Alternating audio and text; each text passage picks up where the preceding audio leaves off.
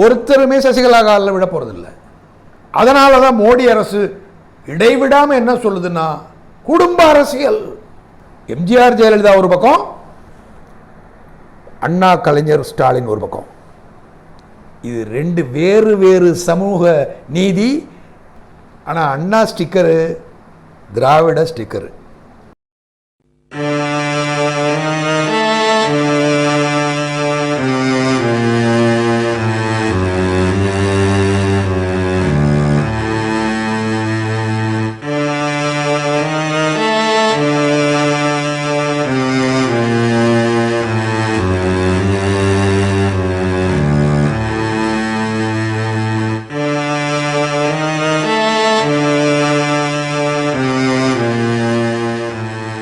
வணக்கம். மோடியின் இந்து வெறி புல்டோசர் தாக்குதல் வடக்கே 4 மாநிலங்களில் பெரு வெற்றியை அவருக்கு ஈட்டித் தந்துள்ளது. நான் புல்டோசர் தாக்குதல் என்று சொல்லும்போது ஏதோ ஒரு இட்டுக்கட்டி சொல்லுகின்ற வார்த்தைகள் அல்ல. இந்த ஊபி தேர்தல் நடந்துகிட்டு இருக்கும்போதே, சென்ற மாதம் பிப்ரவரி மாதம் நடுவில்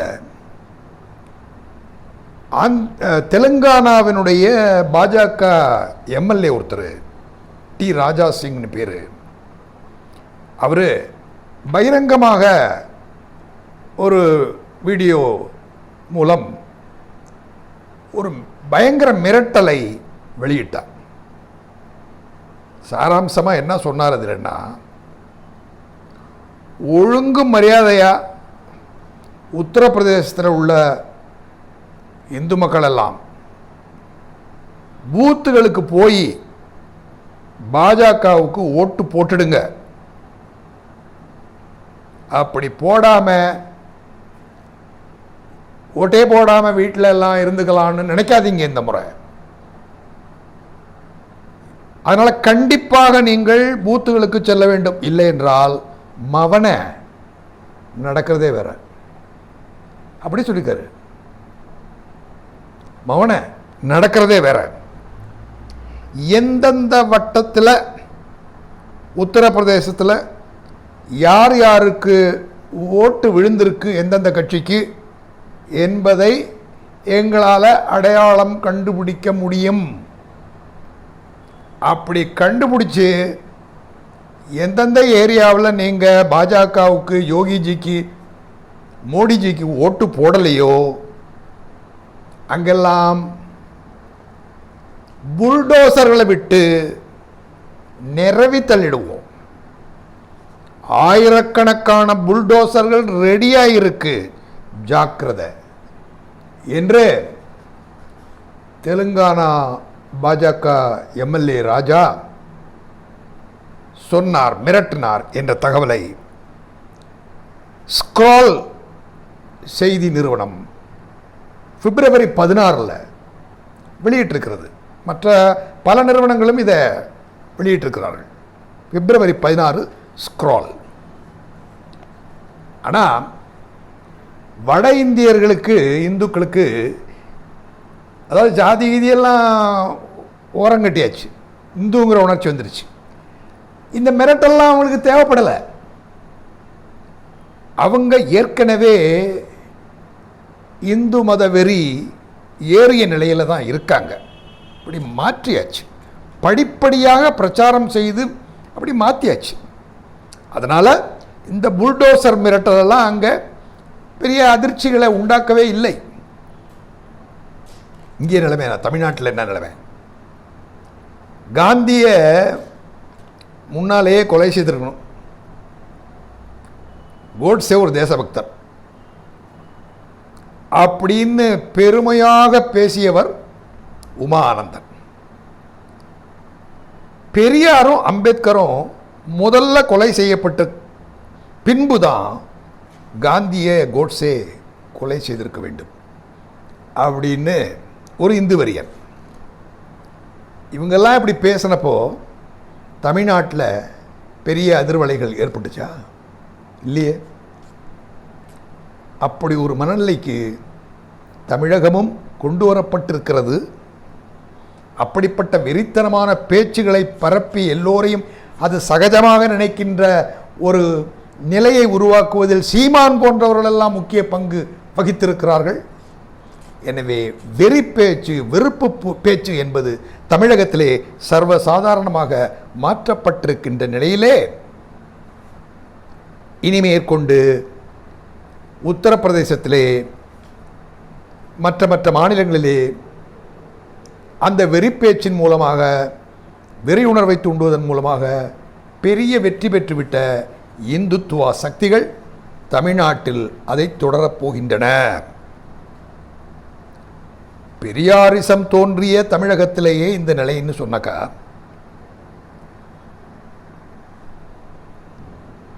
அது எதனால் வந்துச்சு?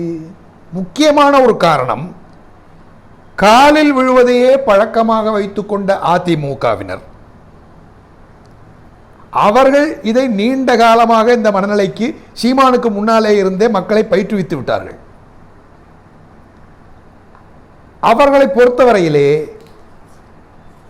கால்களில் விழுவதுதான் கொள்கை என்று ஆன பின்பு, அது எம்ஜிஆர் காலாக இருந்தான்னா, ஜெயலலிதா காலாக இருந்தான்னா, மோடி காலாக இருந்தா என்ன, தினகரன் பழனிசாமி காலில் விழ மாட்டார், பழனிசாமி தினகரன் காலில் விழ மாட்டார், இவங்க யாருமே பன்னீர்செல்வம் காலில் விழ மாட்டாங்க, ஒருத்தருமே சசிகலா காலில் விட போகிறதில்லை. அப்போ இங்கே இப்போ கால்கள் பற்றாக்குறை. இதை எப்படி தீர்க்கிறது? கால் ரெடியாக இருக்கு. எங்கே இருக்கு கால்? பரதன் பூஜித்த ராமனுடைய கால்கள், பாதங்கள். அவன் பூஜித்தது ராமனுடைய கால்களை மட்டுமல்ல, ராமன் போட்டிருந்த செருப்பு. ராமன் போட்டிருந்த செருப்பையே 14 வருஷம் சிம்மாசனத்தில் வச்சு பூஜை பண்ணி அந்த செருப்பு தான்யா ஆளுது என்று சொன்னவன் தான் பரதன். அந்த ராமனுக்கு தான் கோயில் கட்டியே வர்றாங்க. அந்த ராமராஜ்யத்தை தான் நிறுவுகிறார் மோடி. இது மோடி தன்னுடைய சொந்த அதிகாரத்தை நிறுவுவதாக எங்குமே சொல்வதில்லை. அப்படி சொல்ல ஆர்எஸ்எஸ் அனுமதிக்காது. ராமராஜ்யத்தை நிறுவுகிறார். அப்போ செருப்பையே வணங்கின ராமராஜ்யத்தில் அந்த செருப்பை வணங்க பயிற்றுவிக்கும் மோடியை வணங்குவதற்கு பன்னீர்செல்வங்களும் பழனிசாமிகளும் தினகரன்களும் கூட, உட்டா சசிகலாவும் கூட தயாராகத்தான் இருக்கிறார்கள். சரி, வடக்க மோடி அடுத்தபடியாக இப்போ என்ன செஞ்சுக்கிட்டு இருக்காரு? தேர்தல் வெற்றிகள் அறிவிக்கப்பட்ட மறுநாளே மோடி கிளம்பிட்டார். 2 நாள் தேர்தல் பிரச்சார பயணம். எங்கே? குஜராத் மாநிலத்தில்.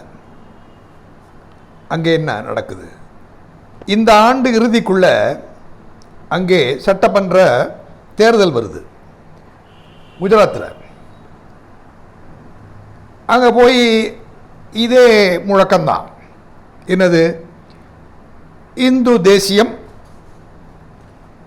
அனைவருக்குமான வளர்ச்சி பிளஸ் சமூக நீதி. சமூக நீதியை சேர்த்துக்கிட்டு இருக்காங்க இப்பெல்லாம். இந்து தேசியம், வளர்ச்சி, சமூக நீதி தான் எல்லா இடத்துலையும் பிரச்சாரம். இவற்றுக்கெல்லாம் மோடி மட்டுமே வழிவகுக்க முடியும். அவருடைய தலைமை மட்டுமே முடியும். குஜராத்துக்கு போயிருக்காரு இல்லையா பிரச்சாரத்துக்கு. குஜராத்தில் 2 நாள் ரோடு ஷோ நடத்தியிருக்காரு. அதாவது ஓப்பன் ஜீப்பு, அதில் கனகம்பீரமாக நிற்பார் முடிசூடா மன்னன். அங்கே மக்களெல்லாம் திரண்டு, பெருங்கூட்டம் திரண்டு வந்துச்சு. பிரமிப்பூட்டும் வகையில் இத்தனை மாநிலங்களிலே வெற்றி வாகை சூடிய மாவீரன் வருகிறான், நம் மண்ணின் பிள்ளை, குஜராத்தினுடைய பிள்ளை. சரி, குஜராத்தில் கடந்த 22 ஆண்டுகளாக பாஜக தான் ஆண்டுகிட்டு இருக்கு அந்த மாநிலத்தை. எத்தனை பேருக்கு அது தெரியும் அல்லது தெரிஞ்சா மனசுல உரைச்சிருக்கு? கடந்த 22 ஆண்டுகளாக 2001 2014 வரைக்கும் நேரடியாக மோடியின் தலைமையிலே அவர் முதல்வராக இருந்த ஆண்டார். அதற்கு பிறகு மற்ற தலைவர்கள், பாஜக தலைவர்கள் ஆண்டுகிட்டு இருக்காங்க. 2017 கடைசியாக இந்த போன தேர்தல், சட்டமன்ற தேர்தல் குஜராத்தில் பாஜக கொஞ்சம் சீட்டு கம்மியாக வாங்கிடுச்சு. காங்கிரஸ் கொஞ்சம் ஃபைட் கொடுத்துச்சு,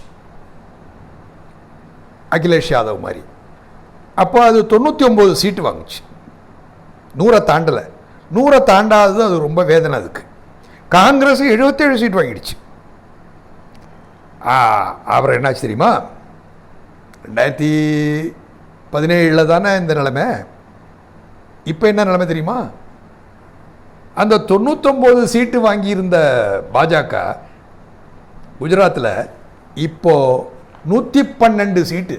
அதுக்கு எப்படி வந்துச்சு? காங்கிரஸ் கட்சிக்காரர்கள் கட்சி மாறினார்கள். காங்கிரஸ் கட்சிக்காரர்கள் பாஜகவுக்கு போயிட்டதால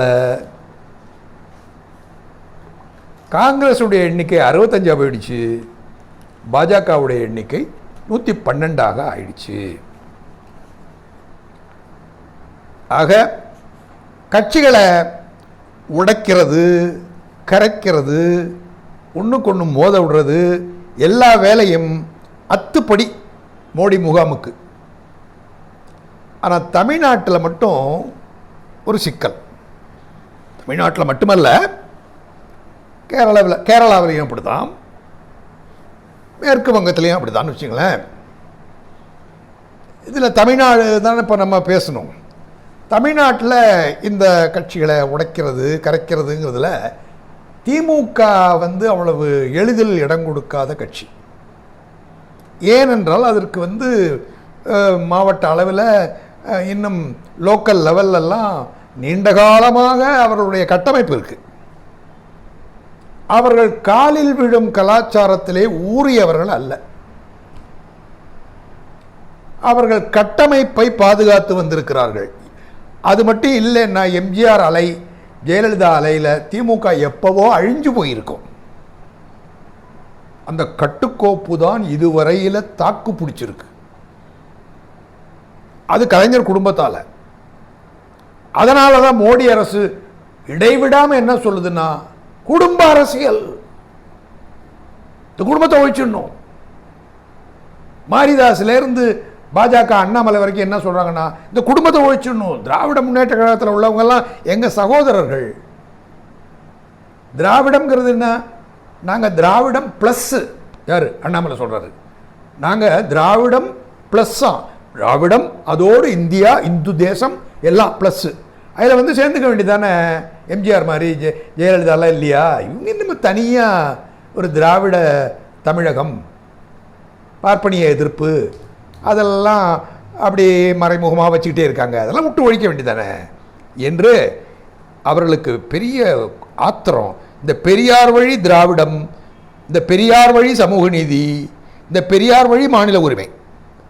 மாநில உரிமைங்கிறதுல அண்ணாவுக்கு மிக முக்கியமான ஒரு பங்கு உண்டு, பெரியாருக்கும் உண்டு. இதெல்லாம் இன்றைக்கி திராவிட முன்னேற்ற கழகத்தில் தான் இருக்குது. சிறுபான்மையினருக்கான பாதுகாப்பும் அவங்ககிட்ட தான் இருக்குது. இதை ஒழிச்சாகணும். அப்போ என்ன செய்யலாம்? முதல்ல ஃபீல்டை கிளியர் பண்ணுவோம். நம்முடைய கூட்டணி கட்சியாக இருந்துக்கிட்டு இவ்வளோ நாள் ரொம்ப தொந்தரவு கொடுத்துக்கிட்டு இருக்கிறது அதிமுக. இந்த அதிமுக சுத்தமாக ஒழிஞ்சு போகக்கூடாது. இந்த அதிமுக ஒன்றாகி பலமாகவும் ஆகக்கூடாது. அப்போ தான் நம்ம சொல்கிறத அவன் கேட்பான். இந்துத்துவ வரியை ஊட்டினா அவன் கம்முன்னு கிடப்பான். ஏற்கனவே லாவண்யா விஷயத்திலலாம் பார்த்தாச்சு. நாம் வெறிய கிளப்பணும். அதிமுக பேசாமல் இருந்தாங்க. ஸ்டாலின் அதுக்கு எதிராக இருந்தார். அப்போ நாம் என்ன செய்யணும்? இந்த அதிமுகவை எப்பயுமே அழியவும் விடக்கூடாது, ஒன்றுபட்டு வளரவும் அனுமதிக்கக்கூடாது. ஆனால் அதிமுகவில் என்ன நிலைமை என்ன, 4 தலைவர்கள். இந்த 4 தலைவர்கள் தான் இன்றைக்கி அதிமுக. அது அதிமுகன்னு ஒன்று இருக்குது, அமமுகன்னு ஒன்று இருக்குது, அப்புறம் சசிகலா தனியாக அது ஒரு பக்கம் இருந்துகிட்ருக்கு. இதில் இப்போ 4 தலைவர்கள் 3 பிரிவுகளாக பிரிக்கலாம். இந்த 4 தலைவர்களில் முதல் பிரிவில் யார் இருக்கா, பழனிசாமி, இபிஎஸ். பழனிசாமி கவுண்டர் சாதியினுடைய தலைவராக இப்போ சுருங்கி போய்விட்டார். அதிமுகவின் தலைவர்களில் ஒருவர், ஜெயலலிதாவின் அடிமை என்ற பெருமையெல்லாம் போய் இப்போ கவுண்டர் சாதியினுடைய ஒரு தலைவராக அப்படி சுருங்கி போய் நிற்கிறார்.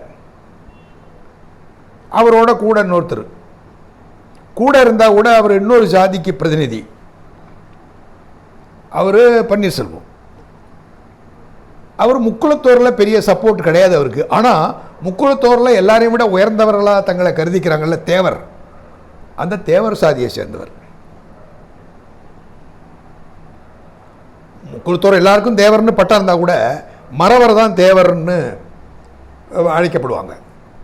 பன்னீர்செல்வம் வந்து கள்ளர் அல்ல, தேவர், மறவர். அவர் ஒரு பிரிவு. ஆக முக்குளத்தோரில் ஒரு சின்ன பிரிவுக்கு தலைவராக இருக்கிற ஒரு சின்ன பிரிவு தான் அவர். தேவர் எல்லோரையும் இன்னும் அணிதிரட்டலை. அவருக்கு கொஞ்சம் பேர் தான் அவருக்கு தொண்டர்கள் இருக்காங்க, ஊழியர்கள் இருக்காங்க. அதனால தான் மோடிக்கு ரொம்ப பிடிக்கும். யார் ரொம்ப வீக்காக இருக்கானோ அவனை தான் ரொம்ப அவருக்கு பிடிக்கும். அந்த பன்னீர்செல்வத்தை பழனிசாமியோட கோத்து விட்டார் மோடி. 2 பேரும் ஒன்றாருங்க. அப்போ 2 பேருமே ஒருத்தர் செக் பண்ணிக்குவாங்க. குடுமி கையில் இருக்கும் மோடிகிட்ட. 3வது பிரிவில் கொஞ்சம் முரண்டு பிடிக்கிற தினகரன்.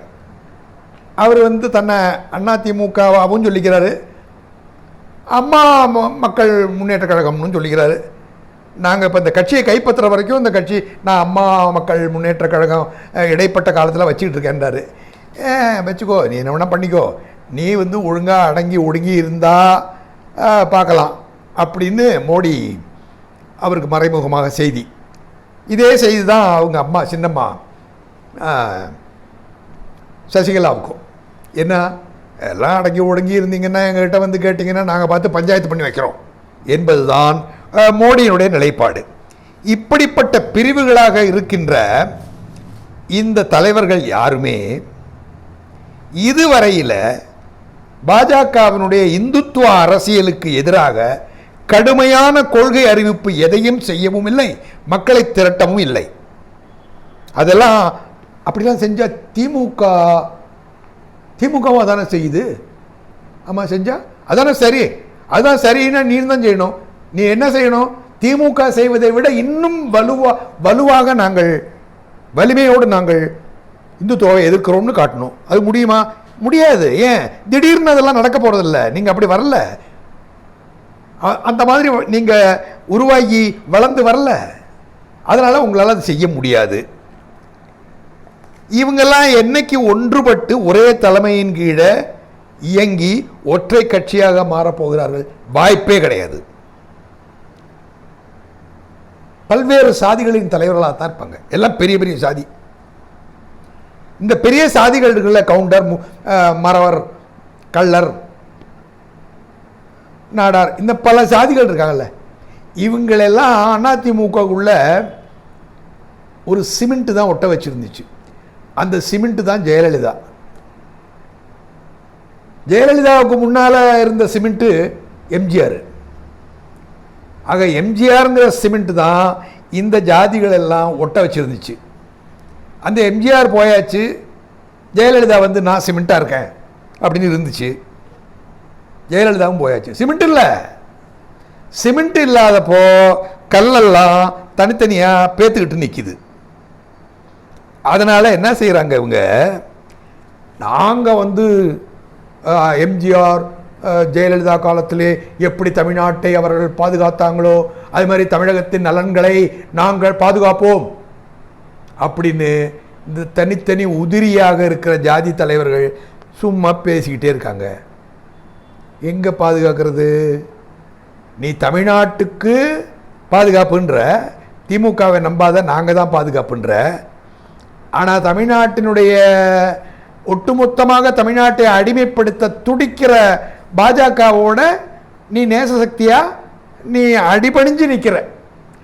அவங்களுடைய ஒரு ஆசீர்வாதமும் அன்பும் ஒரு பாசமும் ஒரு அரவணைப்பும் உனக்கு தேவையாக இருக்குது. ஆக நீ பாலுக்கு காவல்னு சொல்கிற, அப்புறம் ஏன் பூனைக்கு தோழனாக இருக்க? பால் தான் தமிழகம், அதுக்கு நீ தான் பாதுகாப்புன்னா நீ பூனைகிட்ட ரொம்ப செல்லம் கொடுத்து வீட்டில் வச்சுருந்து அது கொஞ்சிக்கிட்டு இருக்கியே, அது அப்பப்போ போய் பாலை குடிக்குமே, பாலை குடிக்கிறதுக்கு முயற்சி பண்ணுதே. இப்போ நீ பூனைக்கு கோபம் வரக்கூடாதுன்னு பார்க்குறியே, பூனைக்கு கோபம் வரக்கூடாது, பூனையை அடித்து விரட்டக்கூடாது, அப்போ நீ பாலை பாதுகாக்க போகிறதில்ல. பூனையை விரட்டக்கூடிய சக்தி தமிழ்நாட்டில் திராவிட தமிழகம் என்ற கொள்கையில் உறுதியாக இருக்கும் ஸ்டாலினிடம்தான் இருக்கிறது. திராவிட தமிழகம் அதுதான் இதில் முக்கியமானது. திமுகவின் கூட்டணி கட்சிகள் கூட இந்த விஷயத்தில் மிகவும் தெளிவாக இருக்க வேண்டும், நன்றாக புரிந்து கொள்ள வேண்டும். கூட்டணிக்குள் எந்த காரணத்தை கொண்டும் எந்த குழப்பமும் விளையக்கூடாது. குழப்பம் இருப்பது போன்ற ஒரு எண்ணம் வெளியே பரவ அனுமதிக்கவும் கூடாது. குறிப்பாக இது காங்கிரஸ் கட்சிக்கு பொருந்தும். இன்றைக்கு காங்கிரஸ் கட்சியின் நிலைமை எல்லோருக்கும் தெரியும். ஆனால் இதையெல்லாம் பற்றி கொஞ்சம் கூட புரிதல் இல்லாத அகந்தையோடு இந்த காங்கிரசின் தமிழ்நாட்டு தலைவர் அழகிரி சமீப காலத்தில் கொஞ்ச காலத்துக்கு முன்னால இருந்து இந்த இந்துத்துவவாதியாக இருக்கின்ற ஏராளமான விஷக்கருத்துக்களை நச்சு கருத்துக்களை பரப்பி கொண்டிருக்கிற ரங்கராஜ் பாண்டே என்ற ஆள் நடத்துகின்ற ஒரு யூடியூப் சேனலில் காங்கிரஸ் தலைவர் போய் உட்கார்ந்துக்கிட்டார். எது பேட்டி கொடுக்குறாராம் ரங்கராஜ் பாண்டேகிட்ட. அப்படி போய் உட்கார்ந்துக்கிட்ட அவர் கொடுத்த பேட்டியில், நாங்கள் இனிமே கொண்டு ஜெயிச்சா கூட, திமுக கூட்டணியிலிருந்து ஜெயிச்சா கூட திமுகவுக்கு எதிராக நாங்கள் சொந்த பலத்தை வளர்த்துக் கொள்வோம், எங்கள் கட்சியை வளர்ப்பதிலே குறியாக இருப்போம். ஏற்கனவே அப்படி செய்யாதனால தான் காங்கிரஸ் கட்சி தேஞ்சு போச்சான். அழகிரி இப்போ தான் கண்டுபிடிக்கிறாரு. கண்டுபிடிச்சு இனிமே அப்படி இருக்க மாட்டாராம். அப்படிலாம் பேசிட்டு இருந்தார். இப்படிலாம் பேசுகிறோன்னா ரங்கராஜ் பாண்டேக்கு படுகுஷி. நாங்கள் கூட்டணிக்குள்ளே நாங்கள் கூட்டணியில் இருந்தாலும் நாங்கள் எதிர்கட்சியாக செயல்படுவோம் அப்படின்னு தலைப்பை கொடுத்து போட்டு விட்டான். காங்கிரஸ் அறிவிப்பு, எதிர்கட்சியாக இருந்து செயல்படுவோம். இந்த மாதிரி அந்த ரங்கராஜ் பாண்டேக்கெல்லாம் பேட்டி கொடுத்து உளறி கொட்டுறத இந்த அழகிரி மாதிரி காங்கிரஸ் தலைவர்கள்லாம் நிப்பாட்டிட்டு கொடுத்த சீட்டை வாங்கிக்கிட்டு 2024 மோடிக்கு எதிராக முழுசாக ஸ்டாலினுக்கு துணை நிற்க வேண்டும். மற்ற கூட்டணி கட்சிகள் கூட, திமுக கூட்டணியிலே உள்ள கட்சிகள் கூட இந்த பாடத்தை மனதில் வாங்கிக் கொள்வது நல்லது. ஆக மொத்தத்தில் கடைசியாக பார்த்தோம்னா, தமிழகத்தில் அதிமுக விஷயத்தில் என்ன நடந்திருக்கு? நினைத்ததை முடிப்பவன் என்ற பட்டத்துக்கு மோடி தகுதியானவர் ஆயிட்டார்.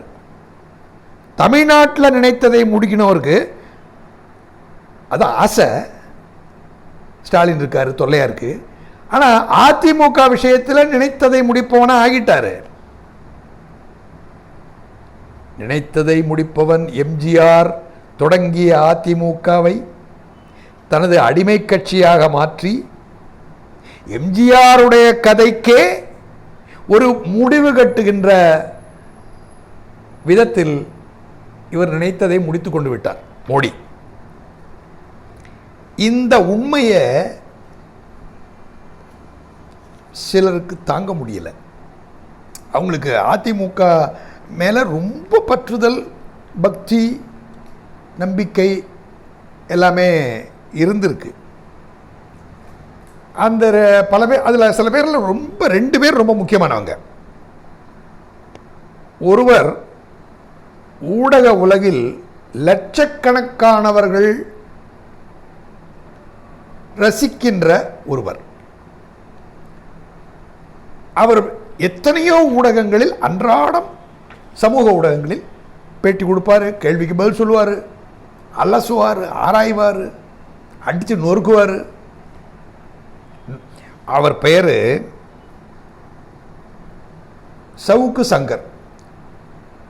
2வது முக்கிய புள்ளி இங்கே நான் குறிப்பிட விரும்புவது, உண்மையிலேயே களத்தில் நல்ல அனுபவம் உள்ள, நீண்ட காலமாக அனுபவம் உள்ள ஒரு மூத்த ஊடகவியலாளர் தராசு ஷியாம். இந்த சவுக்கு சங்கருக்கு பொழுது விடிஞ்சு பொழுது போனால் இதே வேலை. இது அரசியலில் பிச்சு பிச்சு எடுக்கிறது எல்லாத்தையும். அவர் பேசுகிறதெல்லாம் இந்துத்துவாவுக்கு எதிராக தான் இருக்கும். ஒருவேளை அவர் உண்மையிலேயே இந்துத்துவாவுக்கு எதிர்ப்பாளராக இருப்பாரே ஆனால், நான் அவருக்கு ஒரு யோசனை சொல்கிறேன். உண்மையிலேயே அப்படி உங்கள் மனசில் இருக்குன்னா, நீங்கள் உங்கள் அடிப்படை நிலைப்பாட்டையும் அணுகுமுறையையும் உடனே மாற்றிக்கொள்ள வேண்டும். இப்போ என்ன பண்ணிட்டு இருக்கீங்க? நொடிக்கு 100 கருத்துகள், முன்ன பின்ன முரணாக இருக்கும். ஒரே நாளில் 2 எதிர் நிலைகளை சொல்லுவீங்க. ஒரே பேட்டியிலேயே எதிரெதிராக பேசுவீங்க. ஆனால் நீங்கள் பாட்டு பேசிட்டே போகிறதுனால யாரும் அதெல்லாம் கவனிக்க கூட மாட்டாங்க. இப்படி வாய்ப்புகள் கிடைக்குதுன்னு நீங்கள் பாட்டுக்கு அள்ளி கொட்டிகிட்டே போனீங்கன்னா, சம்பந்தம் இல்லாததெல்லாம் பேசிட்டு இந்துத்துவா எதிர்ப்பு மட்டும் உறுதியாக நான் இருக்கேன்னு சொல்லிட்டு இருந்தா, இந்துத்துவா சக்திக்குத்தான் இது பயன்படும். ஏனென்றால் லட்சக்கணக்கானவர்கள் மனம் குழம்பி போவார்கள். அதிலே பல பேர், இவர் என்ன இப்படி அப்படி மாற்றி மாற்றி பேசுகிறாருன்னு சொல்லிட்டு பேசாமல் நம்ம மாரிதாஸுக்கு ரசிகராகிடுவோம், பாண்டேக்கு ரசிகராகிடுவோம். சீமானே நம்ம இதை விட பெட்டராக சீமானே நல்லா தான் பேசுகிறாரு, அந்த அளவுக்கு இவர் பல பேரை குழப்பி விட்டுறாரு. அப்போ எதிரணிக்கு இவர் பேசுகின்ற பேச்சுகளெல்லாம் எதிரணிக்கு ஆள் சேர்த்து விட்டுடுது. இப்படி ஒரு மனிதர் இந்த முதிர்ச்சியற்ற முறையிலே பேசுகின்ற இந்த சவுக்கு சங்கர் அவர்கள் இப்போ ரெட் பிக்ஸ்ங்கிற சேனலில் மார்ச் மாதம் 4ஆம் தேதி ஒரு நேர்காணல் கொடுத்துள்ளார். அதில் அவர் சொல்கிறாரு, அதிமுக கடும் நெருக்கடியில் சிக்கியுள்ளது. மார்ச் 4, அதிமுக கடும் நெருக்கடியில் சிக்கியுள்ளது, ஆனால் அதை அழிய விடக்கூடாது. அதிமுகவினரை காப்பாற்ற வேண்டிய பொறுப்பு, கேப் விடுறேன், அதிமுகவை காப்பாற்ற வேண்டிய பொறுப்பு ஸ்டாலினுக்கு உள்ளது. அதாவது தன்னுடைய கட்சிக்குள்ள சேர்த்து காப்பாற்றுவதுன்னு அர்த்தம் இல்லை. அதல்ல சங்கர் சொல்றது. வந்துருங்க திமுகவுக்கு வந்துருங்க அப்படின்னு அப்படி கூப்பிட்டு நீங்க காப்பாற்றக்கூடாது, அது தப்பு. வேற என்ன செய்யணுமா? அதிமுக மீண்டும் ஒரு வலிமை வாய்ந்த எதிர்க்கட்சியாக பலம் பெற்று எழும் வகையில் ஸ்டாலின் செயல்பட வேண்டும். நம்ப முடியலையா? நம்ப முடியாது. உங்களுக்கு என்ன செய்ய சொல்ற தெரியுமா? நீங்க பாஜகவை தாக்குங்க. அதிமுக காரன் முழுகிட்டு இருக்கான், அவனை போய் நீ பாஜகவுக்கு அடிமை கட்சியா இருக்கீங்க என்று தாக்காதீங்க. அவங்க எவ்வளவு அடிமை ஊழியம் செய்தாலும் அவர்களை தாக்காதீர்கள். அவர்களை விட்டுவிட்டு பாஜகவை மட்டுமே தாக்குங்கள். இதான் அறிவுரை. அவருடைய வார்த்தைகள்ல அப்படியே சொல்றேன், கேட்டுங்க. சொல்றாரு, எதிரி வளர்ச்சியை தடுக்கணுங்கிறதுக்காகவே இது எது அதிமுக எதிரி வளர்ச்சியை தடுக்கணுங்கிறதுக்காகவே இது நல்லா இருக்கட்டும்னு நினைச்சார்னா, Stalin will be thinking like a statesman, a visionary. அப்படி பொழப்பாரு இங்கிலீஷ்லாம். யார் சங்கர் என்ன சொல்றாரு தெரியுமா? பாஜகவோட சேர்த்து அதிமுகவை தாக்காதீங்க. அப்படி தாக்காம பாஜகவை மட்டுமே தாக்கிட்டு அதிமுக விட்டுட்டீங்கன்னா நீங்கள் அரசியல் ஞானி, தொலைநோக்கு கொண்ட தீர்க்கதரிசி. அப்ப சவுக்கு சங்கர்கிட்ட பட்டம் வாங்கணும்னா ஸ்டாலின் வந்து தானே தன்னை அழித்து கொண்டிருக்கின்ற அதிமுகவை தூக்கி நிறுத்தணும். ஆனா அவங்க என்ன பண்ணுவாங்களாம்? அவங்க பாஜக பின்னாடி தான் போயிட்டு இருப்பாங்களாம். இது என்ன இவருக்கு ஆச்சு சவுக்கு சங்கருக்கு? அப்புறம் சொல்றாரு, இதெல்லாம் எல்லாத்தையும் விட தாண்டிட்டாரு. அதிமுக நீங்க இது மாதிரி உதவி பண்ணீங்கன்னா மீண்டும் வலிமை பெற்றால் அடுத்து வரும் காலகட்டத்தில் அது திமுகவை வீழ்த்தக்கூட செய்யலாம். தமிழ்நாடு தேர்தலில் நீங்க தோத்து கூட போகலாம் நாளைக்கு. அந்த குறுகிய அரசியல் லாபங்களை மனசில் வைத்துக்கொண்டு ஸ்டாலின் அதிமுக உடையட்டும்னு முடிவெடுத்தார்னா ஸ்டேட்டுக்கு தமிழ்நாட்டுக்கு அவர் செய்கிற துரோகம்னே சொல்றேன். அதிமுகவை தூக்கி நிறுத்தணுமா? நிறுத்தினாக்கா கொஞ்ச நாள் கழிச்சு இவரையே கூட தோக்கடிச்சு வாங்கலாம். ஆனா ஞானியா இருக்கணுமா ஸ்டாலின். அப்படி செய்யலைன்னா தமிழ்நாட்டுக்கே துரோகம் செய்கிறார் ஸ்டாலின். உங்களுக்கு நிச்சயமா நம்புறதுக்கு கஷ்டமா இருக்கும். நான் தான் சொல்லிட்டேன், ரெட் பிக்ஸில் மார்ச் 4ஆம் தேதி சொன்னேன்ல, அதை போய் பாருங்க, அந்த பேட்டியை பாருங்க. ஆனால் எல்லாம் பார்க்காதீங்க. அந்த ஆள் பின்னாத்திக்கிட்டு இருக்கிறது எல்லாமே பார்க்க ஆரம்பிச்சிங்கன்னா உங்களுக்கு நீங்கள் மென்டல் ஆகிடுவீங்க. நான் ஏன் பார்க்குறேன்னா என்ன மாதிரி நச்சு கருத்துக்களை இவரெல்லாம் பரப்புகிறார்கள் அப்படின்னு அதுக்காக தான் பார்க்குறேன். அதை பார்த்து அம்பலப்படுத்துறதுக்காக பார்க்குறேன். நீங்கள் அப்படி இல்லாமல் போய் மாட்டிக்காதீங்க. அப்புறம் நிலைமை என்ன? அவர் சொல்லியிருக்கிறது என்ன?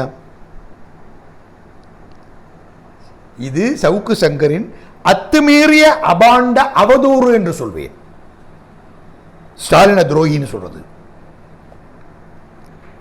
அதிமுக உடைந்து நொறுங்கி பீஸா மோடியுடைய காலடியில் கிடக்கிற நிலையில ஸ்டாலின் தான் அதுக்கு புத்துயிர் கொடுக்கணும், பழையபடி வலுவான எதிர்க்கட்சி ஆக்கணுங்கிறதெல்லாம் நாம அப்படி எத்தி விட்டு போக வேண்டிய வாதங்கள், காலால எத்தி விட்டு போக வேண்டிய வாதங்கள். அதிமுகவினர் தொடர்ந்து பல்லாக்கு சுமப்பாங்களாம். மோடி பவனி வருவாராம் தமிழ்நாட்டுக்குள்ள. அதை ஸ்டாலின் எதிர்த்து போராடக்கூடாதான், கண்டனம் செய்யக்கூடாதான், கண்டிக்க கூடாதான், அம்பலப்படுத்தக்கூடாதான். பதிலுக்கு அதிமுகவும் உதவி செய்யணுமா? இதை விட இந்துத்துவ விஷம் தமிழகத்திலே பரவ இதை விட பெரிய ஒரு சேவையை வேற யாராவது செய்ய முடியுமா? சவுக்கு சங்கர் எவ்வளவு அற்புதமான சேவையை இந்துத்துவாவுக்கு செய்திருக்கிறார் பாருங்க. சரி, அடுத்தது அவர் சவுக்கு சங்கர் அளவுக்கு ரொம்ப மோசமாக போகல, உண்மையை சொல்லிடுறாரு. அவர் தான் அந்த நீண்ட காலமாக எம்ஜிஆர் காலத்திலேருந்து ஜெயலலிதா காலத்திலேருந்தெல்லாம் அது ரொம்ப நெருக்கமாக அவர்களோட இருந்து வந்திருக்கிற அனுபவமிக்க தராசு பத்திரிகையில் இருந்து தராசு ஷியாம் என்று அறியப்படுகின்ற பிரபல மூத்த ஊடகவியலாளர். அவர் அவ்வளவு அனுபவம் உள்ளவர். சொல்கிறாரு, ஓரளவு உண்மைகளை ஒத்துக்கிறாரு. இவர் வந்து liberty Tamil channel March 7, Savukku Shankar March 4, இவர் மார்ச் 7 அன்னைக்கு கருத்துக்களை சொல்றாரு. என்ன சொல்றாரு? பாஜகவுடைய அண்ணாமலை சொல்லியிருக்காரு, யார் சொல்கிறது? இவர் ஷியாம் சொல்கிறாரு. பாஜக அண்ணாமலை இல்லை, அவர் சொல்கிறாரு அதிமுக பலவீனப்படுவதை நாங்கள் விரும்பவில்லை, அது அவங்களுடைய உட்கட்சி பிரச்சனை, நாங்கள் தலையிட முடியாது. அவங்க பலவீனம் அடைவதை நாங்கள் விரும்பவில்லை, அவங்க பலவீனம் அடைகிறாங்க, அதை நான் விரும்பவில்லை, எங்களுக்கு நல்லதில்லை. நல்லது இல்லையா அண்ணாமலைக்கு? உடனே இவர் சொல்கிறாரு ஷியாமு, அதிமுக பலவீனப்படுத்தப்பட்டதே உங்களால் தானேயா, பலவீனப்படுத்தியதே. ஆனால் அப்போ தலையிட்டு ஒற்றுமைப்படுத்த முயற்சி யார் எடுத்தா? மோடி தானே. ஓபிஎஸ் இபிஎஸ் ஒற்றுமையை ஏற்படுத்தினாரு. 2 பேர் கையையும், இவர் கையை இந்த பக்கம் அவர் கையை அந்த பக்கம் பிடிச்சி 2 பேர் கையையும் தூக்கி ஒற்றுமைப்படுத்தினது யாரு? மோடி தானே. அப்போ ஓபிஎஸ்க்கும் இபிஎஸ்க்கும் இடையில ஒற்றுமைப்படுத்த மட்டும் மோடி இறங்கினாரு. அப்போ உட்கட்சி பிரச்சனை அவர் சொல்லலை. இப்போ மட்டும் அதிமுக உள் விவகாரத்தில் தலையிட மாட்டோம் அப்படின்னு அண்ணாமலை ஏன் சொல்றாரு?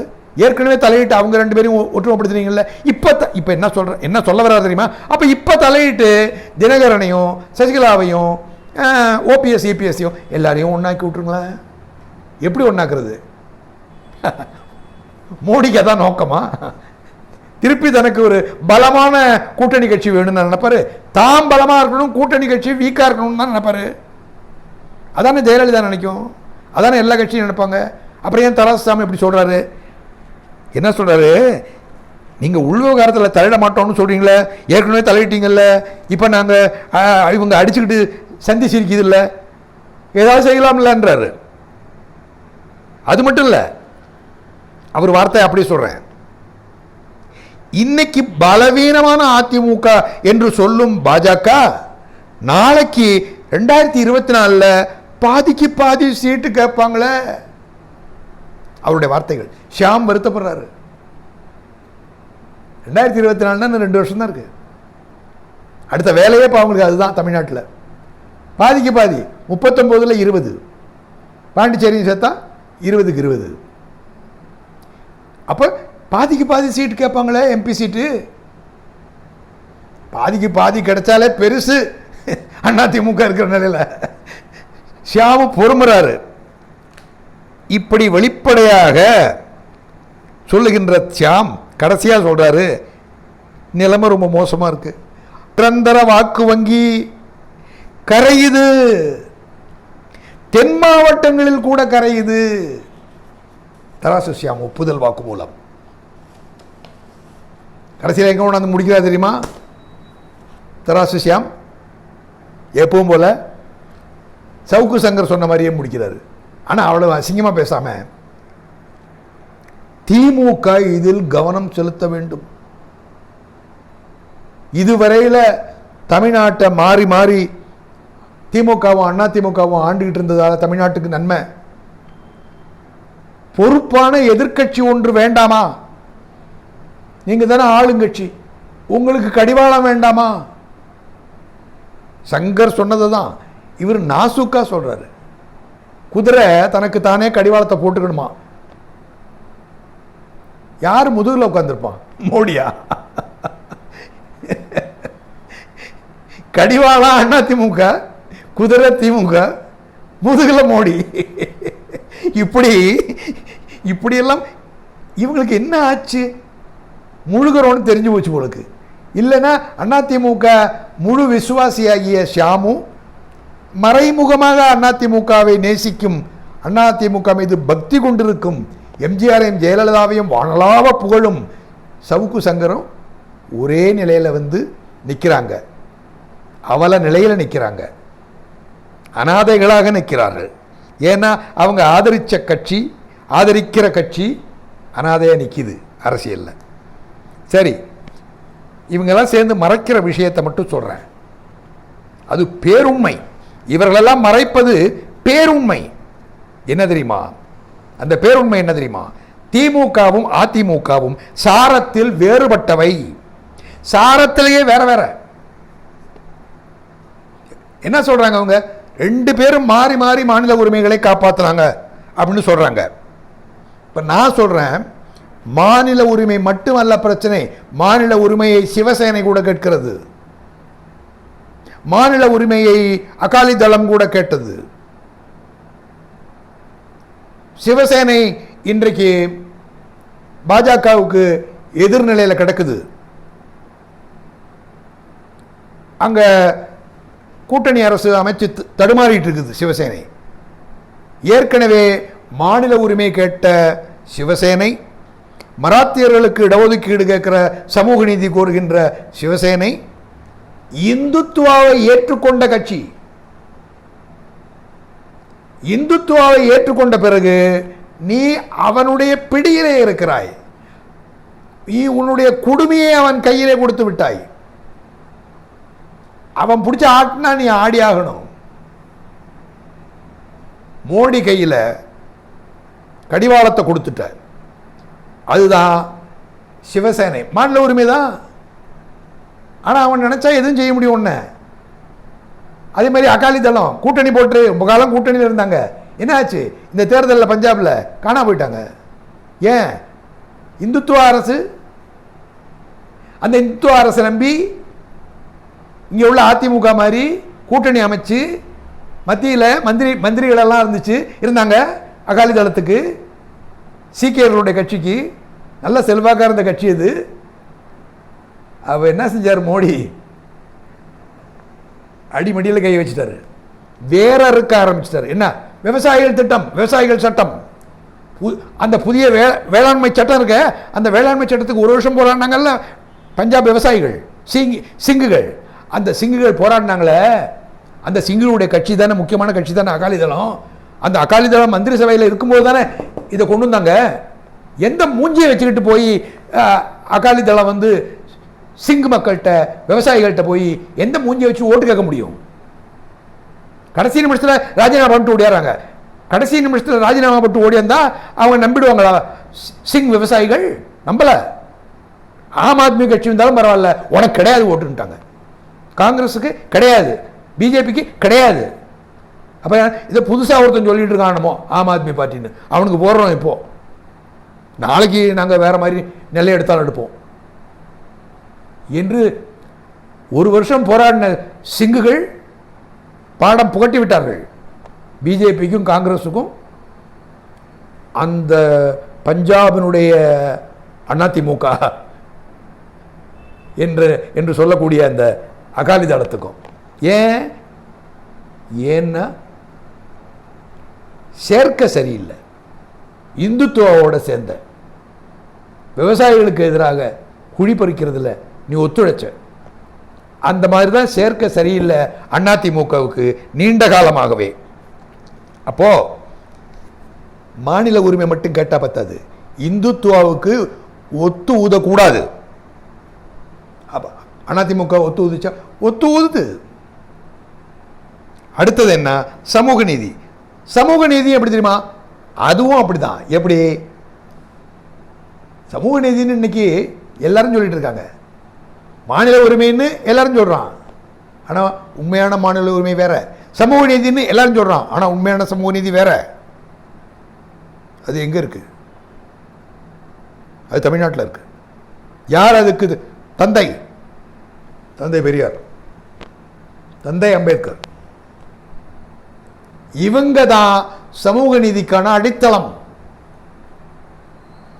தமிழ்நாட்டை பொறுத்த வரைக்கும் பெரியாருடைய சாதனையும், அவர் நமக்கு அளித்த கொடையும், அறிவு கொடையும், அதிலிருந்து வருகின்ற சமத்துவ உணர்வும், சாதிகளுக்கு இடையிலான ஒற்றுமையும், பார்ப்பனிய எதிர்ப்பும், இதெல்லாம் வரிசையா இருக்கு. இதெல்லாம் சேர்ந்ததுதான் பெரியார் வழி வருகின்ற திராவிட இயக்கம். அதனுடைய அரசியல் கட்சி தான் திமுக. அப்ப வெறும் சமூக நீதினா மோடி கூட சொல்லுவான், வெறும் மாநில உரிமைன்னா சிவசேனை கூட சொல்லுவான். அதுதான் ஜெயலலிதாவும் எம்ஜிஆரும் சொன்னது. வெறும் மாநில உரிமை, வெறும் சமூக நீதி சொல்லக்கூட இல்லை ஜெயலலிதா, மாநில உரிமை. அப்போ வேறுபாடு இருக்கா இல்லையா? எல்லாரும் சொல்றாங்க, இவங்களும் சொன்னாங்க. ஆனா டெல்லிக்கு செக் வைக்கிறது அது பெரியாரிய சம உரிமை, சமூக நீதி, பெரியாரிய மாநில உரிமை. அண்ணா கோரியது என்ன கோரினார்? பிரிவினைக்கான காரணங்கள் அப்படியே இருக்கின்றன, ஆனால் நாட்டுக்கு அபாயம் வந்து விட்டது என்பதற்காக அந்த பிரிவினை கோரிக்கையை நான் கைவிடுகிறேன், காரணங்கள் அப்படியே இருக்கின்றன அண்ணா சொன்னார். அதே நிலைப்பாடு தான் கலைஞருக்கு. எம்ஜிஆர் கிடையாது, ஜெயலலிதா கிடையாது. அப்படின்னா ரெண்டும் மாநில உரிமையில சமமா? எம்ஜிஆர் ஜெயலலிதா ஒரு பக்கம், அண்ணா கலைஞர் ஸ்டாலின் ஒரு பக்கம். இது ரெண்டு வேறு வேறு சமூக நீதி, வேறு வேறு மாநில உரிமை. இதை நாம நல்லா புரிஞ்சுக்கணும். இறுதியாக சொல்றேன், எம்ஜிஆர் தான் ஆரம்பித்த கட்சிக்கு அண்ணா என்ற ஒரு ஸ்டிக்கர், திராவிடம் என்ற இன்னொரு ஸ்டிக்கர், ரெண்டு ஸ்டிக்கர்களையும் அவர் ஒட்டிட்டார். இந்த காலத்தில் எல்லாரும் அதான் சொல்றாங்க, ஸ்டிக்கர் ஒட்டிட்டாங்க ஸ்டிக்கர் ஒட்டிட்டாங்கன்னு. ஒரிஜினலாக ஸ்டிக்கர் ஒட்டினவர் யார் தெரியுமா? எம்ஜிஆர் தான். அண்ணா ஒரு ஸ்டிக்கரு, திராவிடம் ஒரு ஸ்டிக்கரு, அண்ணா திராவிட முன்னேற்ற கழகம். அப்புறம் அவருக்கு கொஞ்சம் பயம், இன்னும் நம்முடைய விசுவாசம் பத்தாதோ, டெல்லிக்கு விசுவாசமாக இருக்கணுமே. திமுக வந்து டெல்லிகிட்ட எப்பயுமே விலகி நிற்கும், நம்ம ரொம்ப நெருக்கமாக நிற்கணும். திமுக வந்து வேற வழி இல்லாமல் ஒத்துழைக்கும், நம்ம விருப்பத்தோடு ஒத்துழைக்கணும். அது எப்படி காட்டலாம் அப்படின்னா, அண்ணா திராவிட முன்னேற்ற கழகம்ங்கிறத பத்தாதுன்னு சொல்லிட்டு அனைத்திந்திய அண்ணா திமுக அப்படின்னு சொன்னார். இதில் அனைத்திந்தியங்கிறது ரைட்டு, அவருடைய நம்பிக்கை அதுதான். அனைத்திந்திய அளவில் ஒத்துழைப்பு கொடுக்கறது, அவங்க மத்தியில் முடிவு எடுக்கிறதுக்கு நிறைய விட்டு கொடுக்கறது. ஆனால் அண்ணா ஸ்டிக்கரு, திராவிட ஸ்டிக்கரு, அனைத்திந்திய எம்ஜிஆர் முன்னேற்ற கழகம்னு வச்சுக்கணும் ஒரு பேரை. அதை ஜெயலலிதா அனைத்திந்திய எம்ஜிஆர் ஜெயலலிதா முன்னேற்ற கழகம்னு மாற்றிருக்கலாம், அதனால ஒன்றும் இல்லை. ஆனால் இவங்களுக்கும் திராவிட இயக்கத்துக்கும் பெரியாருக்கும் சம்மந்தமே கிடையாது. இந்த நிலையில் இன்னைக்கு பெரியாரும் திராவிடமும் தமிழ்நாட்டின் பெரும் பகைவர்கள் அப்படின்னு பிஜேபி சித்தரிச்சுக்கிட்டு இருக்கும்போது, அதிமுக பெரியாருக்கு ஒன்று என்றால் கொதித்தெழுவோம் அப்படின்னு அது வராது. அப்படி பிறந்த பிள்ளை அல்ல அது. பெரியாருக்காக கொந்தளிக்காது, திராவிடத்துக்காக கொந்தளிக்காது. எனவே அது தடுமாறி தள்ளாடி கிடக்கிறது. இந்துத்துவா தன்னுடைய கோர கரங்களை தமிழ்நாட்டுக்குள்ளே நீட்டி இருக்கிறது, ஆள் பிடித்துக் கொண்டிருக்கிறது.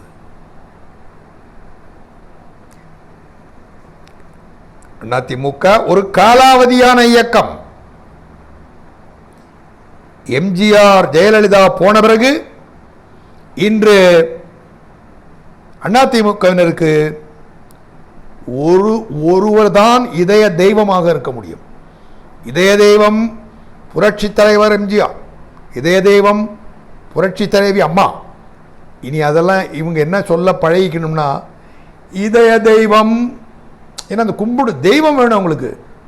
இதய தெய்வம் வளர்ச்சி தலைவர், புரட்சி தலைவர் அல்ல, பிகாஸ் வளர்ச்சி தலைவர் மோடிஜி. மோடிஜி நாமம் வாழ்க. அப்போ எம்ஜிஆரின் இடத்தில் மோடிஜிஆர். இதுதான் அதிமுகவினுடைய இன்றைய நிலை. இதற்காக நாம் இறக்கப்பட வேண்டியதே இல்லை. ஏனென்றால் இவர்களிடம் இறக்கப்பட்டாலோ, இவர்களிடம் தளர்ச்சி காட்டினாலோ, அடுத்த கட்டத்தில் இந்துத்துவா தமிழகத்தில் பேராதிக்கம் செலுத்துகின்ற அவல நிலை ஏற்படும். எனவே இப்போது தமிழகம் 2 முகாம்களாக தெளிவாக பிரிந்து கிடக்கிறது. திமுக, அதிமுக, பாஜக அந்த ஒரே குழப்பம், 2ஆ பிரிஞ்சிருச்சு. ஒன்று நமது பக்கம், இன்னொன்று இந்துத்துவா முகாம், எதிரிகளின் பக்கம். நம்மோடு நிற்காதவர்கள் எல்லாம் நம் எதிரிகளாக நாம் கருத வேண்டிய நிலை ஏற்பட்டிருக்கிறது. நம்மோடு நிற்காதவர்கள் நம் எதிரிகள். மிகவும் தெளிவாக அணி சேர்க்கை நடந்துவிட்டது. இதுதான் நாட்டுக்கு நல்லது. இது பரவலாக அனைவராலும் கற்றறியப்பட வேண்டிய பாடம். நான் கற்ற பாடத்தை உங்கள் பார்வைக்கு வைக்கின்றேன். வெறும் பதிவுகள் அல்ல இந்த வீடியோ பதிவுகள் எல்லாம். பழைய பதிவுகளை எல்லாம் கூட நீங்கள் கவனமாக பார்க்க வேண்டும். இதிலே ஒரு தொடர்ச்சி இருக்கும். படிப்படியாக ஆழத்துக்கு இட்டு சொல்ல விரும்புகிறேன் என்று கூறி, நீலம் கருப்பு சிவப்பு வெல்க. நன்றி, வணக்கம்.